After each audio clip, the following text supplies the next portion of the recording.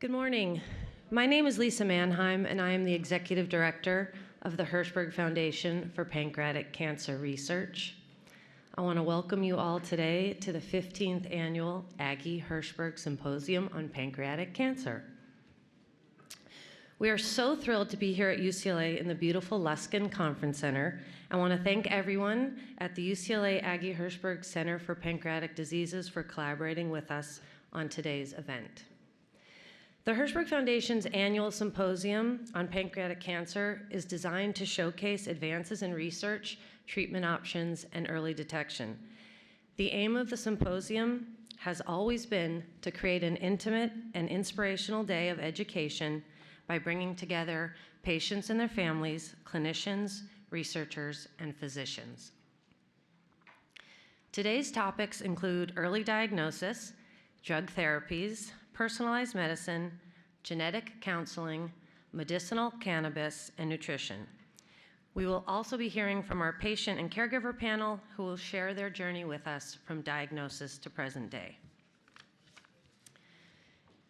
Thanks to corporate and individual gifts, both large and small, today's event is free of charge to patients, caregivers, and their families. A very special thank you to Celgene, Novacure, and Joanne Weinman for sponsoring today's symposium.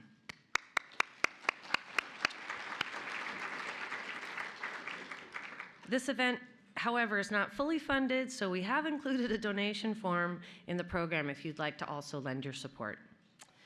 A survey form was handed to you at check-in. Please fill this form out throughout the day. We do consider each and every comment, and your feedback will help us plan future events. At the end of the day, there are baskets in the back for you to turn in your completed survey. Each speaker has been allocated a time for question and answer period. During the Q&A, if you have a question, we ask that you walk up to one of the two mics that are on the side so that when you ask your questions, everyone can hear you. We're also broadcasting this on Facebook Live right now, and so there will be questions potentially coming in from Facebook viewers. That ringing phone is a reminder that if everyone could please silence your phones, that would be greatly appreciated as well. It's a symposium tradition to take a group photo of survivors. All pancreatic cancer patients are survivors, so we ask that all patients head to the check-in desk at 12:20, and we'll take our annual group photo. Lastly, there's another conference next door. The mathematicians are next door, so please keep your badges on at lunchtime so that our servers know that you're with our group and not their group. Now, I would like to introduce to you our leader, the founder and president of the Hirschberg Foundation, Aggie Hirschberg.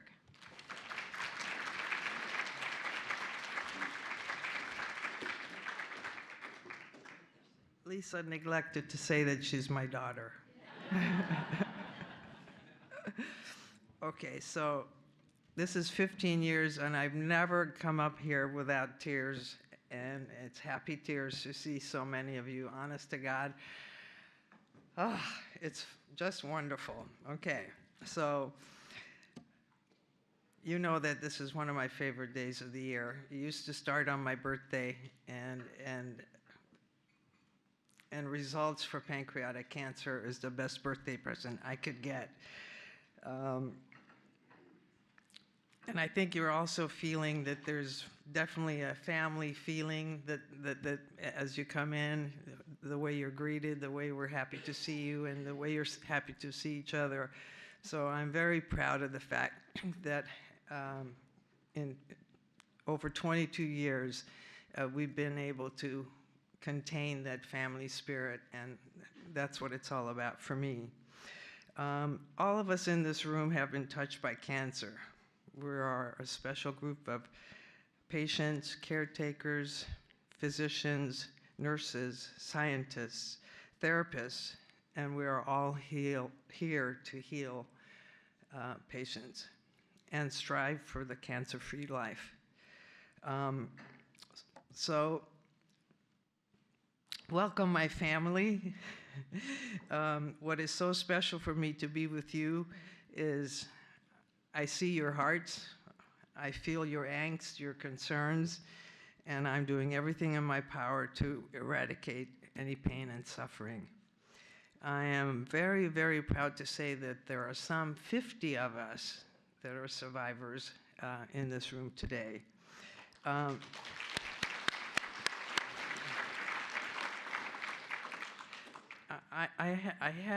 have problem with the word survivor. I've never been comfortable with the term. I prefer heroes. I prefer champions. I prefer warriors. I prefer fighters, or I just prefer plain healthy. I'm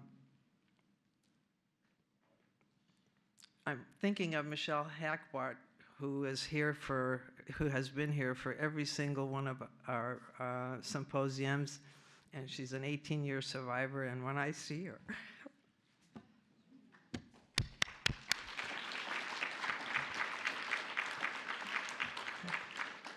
so I'm just going to recognize a few of you. Scott Anderson, 5 years. Dr. Norm Carabet, 3 years. Donna Collin, 8 years. Evelyn Deneen, 3 years. Michelle Hackbart, 18 years. Mark Horry, 11 years. Wendy Hammers, almost 4 years. Roberta Luna, the little one, is 15 years. Gordon Maloney is 9 years. Tom Moserak is 7 years. Tom was diagnosed February 29th, 7 years ago. So he's now in year 8. And then Nancy Nabenzal, 8 years. So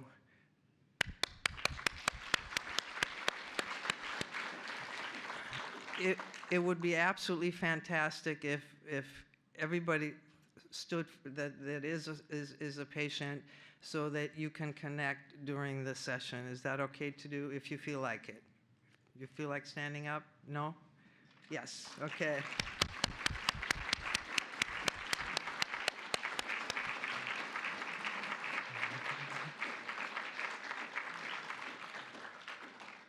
Very special thanks to 2 speakers that will be with us today who traveled the longest distance to be here. Dr. Suresh Chari from Mayo Clinic, Rochester, Dr. Ashok Saluja from the University of Miami.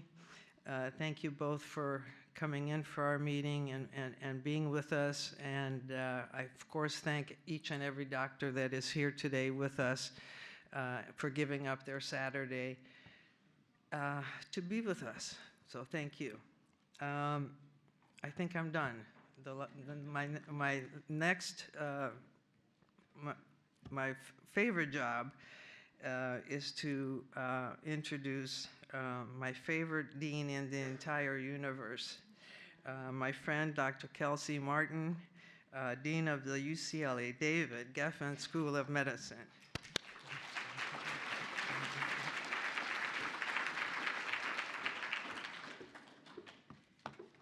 It's always such a pleasure to be here. I love looking out at all the purple. I even saw some purple hair over there. Great job. And, you know, Aggie talked about that she sees everybody's hearts here, and I think that's part of the reason why I look forward to coming every year to this event, rain or shine. I'm actually very stiff because I broke one of my vertebrae, so I'm kind of walking slowly now. I'm back on my feet, but I want to be here because I think that what we're doing here together, really through the passion of Aggie and the Hirschberg Foundation, is exactly what is needed to solve a problem, the problem of pancreatic cancer. It's bringing in a whole community, or family, as Aggie says, of humans, of scientists, of fighters, of caretakers, their families, and really trying to understand how we can cure, take care of people. That's the job of a university. For me, being Dean of the David Geffen School of Medicine is really an honor and a privilege, because I see that we are at the cusp of trying to understand major problems in healthcare. And the only way we can do that is if we take people who come from different disciplines, and we take people who are interested in the social sciences, people who are interested in, from the School of Nursing, and one of the awardees of one of the Hirschberg Foundation is from the School of Nursing, people who are surgeons, people who are basic scientists. I'm so proud that we've brought Dr. Sahin Toth here to UCLA today as a basic scientist studying the pancreas and pancreatitis and pancreatic cancer. And it's really bringing these people together, and where they get inspired. I mean, all these are hard jobs. These are not easy problems to solve. They take years and years of work, lots of disappointment, but the only way they get solved is really by recognizing the impact that any solution can have on an individual, on the people who love that individual, and on a larger community. So I feel like that's part of what happens here every year. I want to add one thing that I'm not going to be able to stay for the whole day because I've got to lie down, but I really think that what an amazing schedule. And I want to point out a few things. Early diagnosis, to me, for so many illnesses, being able to detect disease early on is really critical, and that's going to be the work of many different individuals working at the basic science level, educators, people going out into the community to share that knowledge. The huge possibilities for advance and personalized medicine and tumor testing. I feel like there's so much exciting work going on.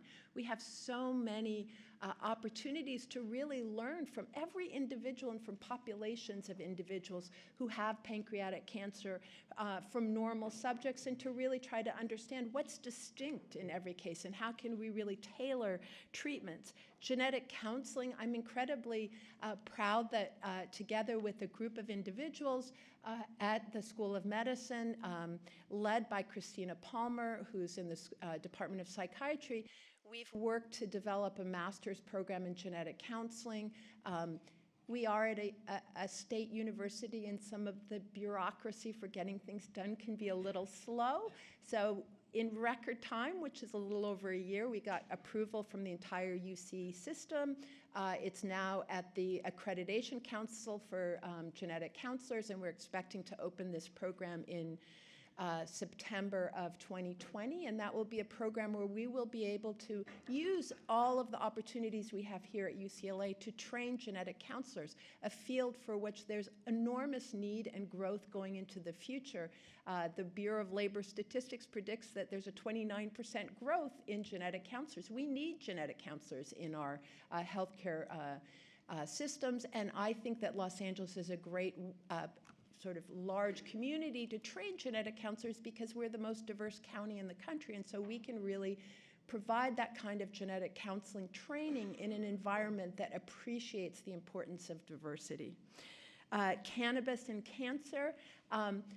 We have to be really open-minded about all the opportunities for treatment, and whether it's treatment that's going to be curative or treatment that's going to just help with pain treatment. And so I think the fact that California is now has an initiative to really study cannabis opens lots of opportunities for us to understand the medicinal qualities of cannabis. Nutrition and pancreatic cancer.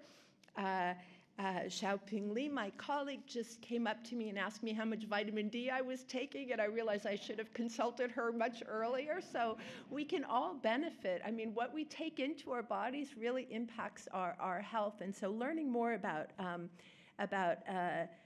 nutrition is something that benefits all of us, whether it's looking at it from a scientific perspective, looking at it from a personal perspective, or looking at it from a clinical perspective. And finally, I think the most important, the panel discussion, the perspectives from survivors and caregivers is again, the part of the session that really is the part of the day that will be the most inspiring, I anticipate, that leaves everybody here with that sense of passion as they go forward to try to do the work that they do every day to address pancreatic cancer and other illnesses that afflict our society. So I'm so happy to be here. I love looking at all of you. Thank you for coming, rain or shine, and welcome to UCLA for today.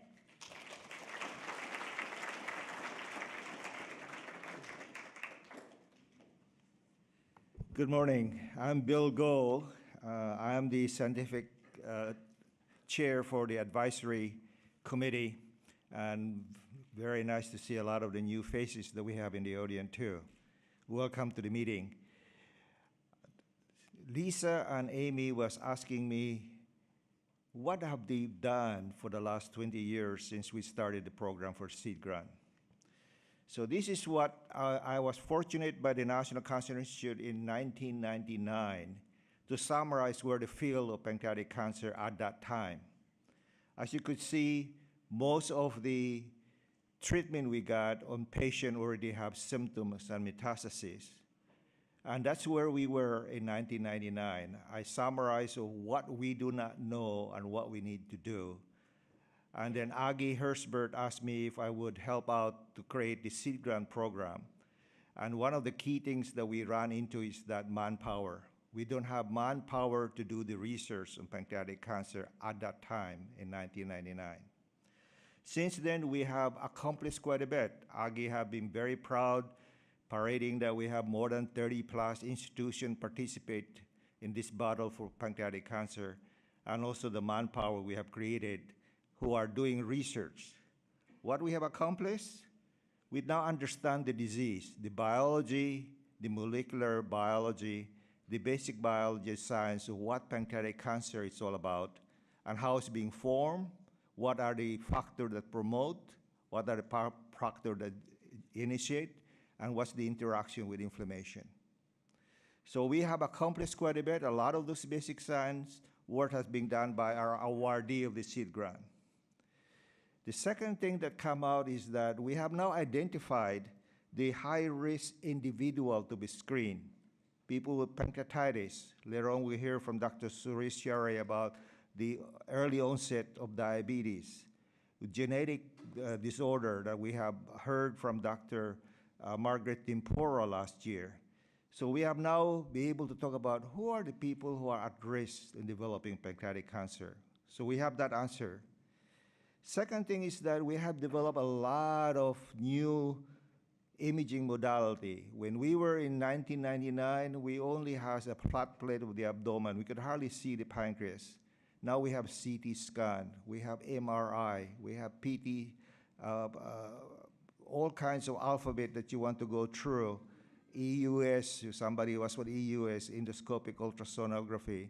So we have a lot more imaging that we can visualize the pancreas and be able to do early diagnosis. We also have various markers. What are the markers that will predict that we may have the disease?